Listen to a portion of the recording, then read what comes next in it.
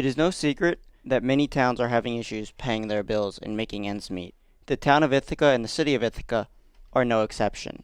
I sat down with Ithaca Town Supervisor Herb Engman to discuss what he believes the issues are in Ithaca and the cause of them.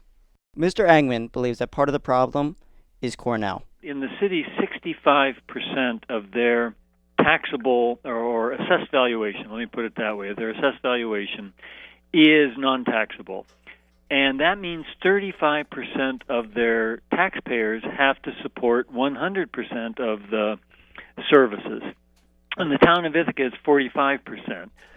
So that means there are a certain number of entities that don't pay any property tax, and that includes colleges, it includes churches, nonprofit corporations, and so forth. Cornell has tacitly acknowledged that it should help out the local community somewhat because they pay $1.2 million a year to the city of Ithaca. Mr. Engman went on to say that other institutions similar to Cornell make contributions to help fund the services that they use. MIT, Brown, Princeton, Harvard, Yale, Boston University.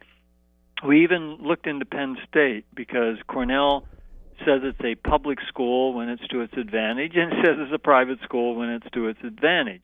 While Cornell does give some funds, Mr. Engman believes it's just not enough. He says it's just too low no matter how you analyze it. So we're saying, well, look, to be fair, you ought to be closer to the top or at least in the middle of what your peer institutions are paying. And to get there, you should be paying about $6.5 million a year. According to Mr. Engman, if Cornell was a taxable entity, they would be paying $85 million a year in taxes. One of the biggest expenses for the town of Ithaca is paying for the fire department. Right now, the town of Ithaca pays half of its property tax to the Ithaca Fire Department. Can you imagine? Half of our property taxes go to one bill.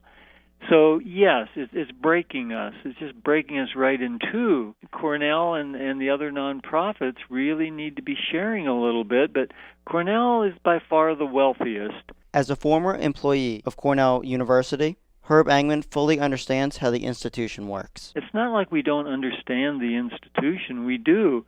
We're just saying that we're at the breaking point in the city and town financially, and we know that Cornell has the resources, and we're asking them to step up and help us out. Reporting for WICB, I'm Ben Tillum.